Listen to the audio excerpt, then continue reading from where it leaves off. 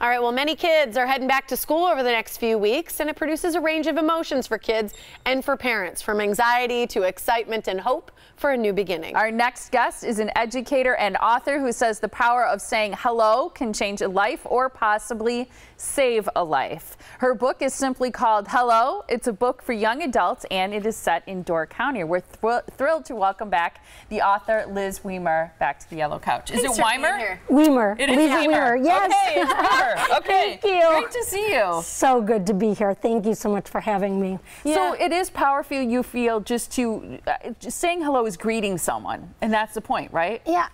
One of the things that I have seen over and over again with young adults is that they feel a sense of trepidation on that first day of school. So look around, find that one person that also might be feeling the same way you are. Look at their body language. If they're looking down, pick that person and walk up to them and say hello. A hello can literally change a person's life and form a friendship that lasts a lifetime. Oh, I like that. It's just so simple and easy to do. You say if you Google first day of school, things, very specific things come up about the way kids feel and what they want, right? Yeah, there's a lot of fear, a lot of trepidation, and most importantly, the idea of fitting in. Yeah, being accepted. Exactly. Everyone wants to fit in. So the problem is that we're finding that we feel isolated in so many ways through social media. That feedback, that sense of self-worth is coming from outside of ourselves. Yeah. So my suggestion would be on that first day, ask yourself, what kind of language are you using to describe yourself? When you look in the mirror, are you saying, I'm ugly, I'm stupid? Or are you saying, oh, today is going to be a great day, and I'm going to meet someone, and I'm going to make a connection with another person? We have to listen to our language. And hello, just a simple word is such a positive thing instead of that negative self-talk. And you say we have to look for opportunities to do that. So opportunities to greet old friends in the school setting is what you're thinking of, but also an opportunity to meet new people and welcome somebody else into your circle. I think we've all been in situations where we have felt very uncomfortable in a setting. Maybe we're a guest at a party, or maybe we're new at a school or new to a class. So we feel that. If we can have that kindness and compassion within ourselves and reach out to other people and see that person might be struggling, it really is about not just focusing in on ourselves, but paying attention and looking around at other people and saying, oh, wow, maybe I could do something. Maybe a simple hello as that person is kind of hunched in their chair or looking down when they're walking down the hallway.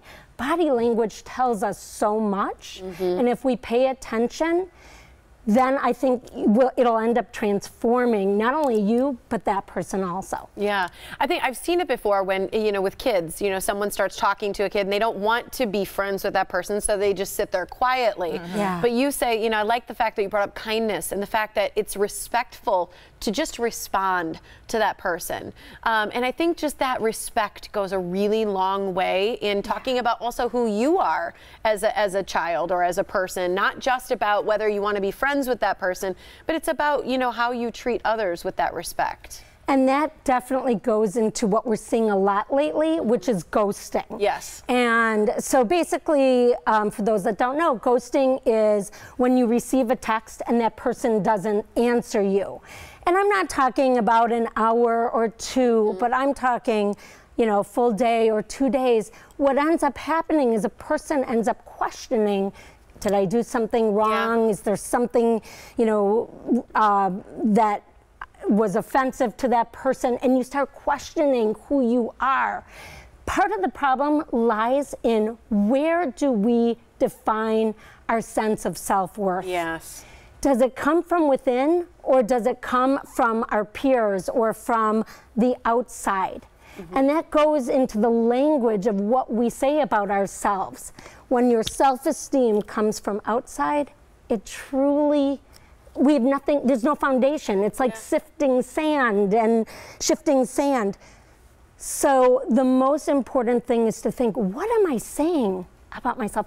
You guys were talking about those things in your house that you need repair, but how many times do you walk in your house and you don't even see it anymore? Same thing with language. Do we hear ourselves anymore?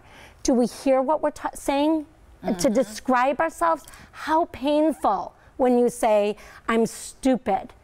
But there's also that other idea of, well, if I walked around and said, oh, I'm smart, now I'm egotistical. But that's not what this is about. It's about feeling good about yourself, deserving it. And I like that you also say that people need to recognize the qualities of true friendship, not social contacts or people you think are your friends, but those true qualities, someone who truly cares about you, supporting you, and supports you and celebrates your successes, those kinds of things. Exactly. There are so many people that will bring you down to lift themselves up. That's not a true friend. If you are in a relationship with another person, that person is going to lift you up. So think about your relationships as you're going back to school. Think about your friends.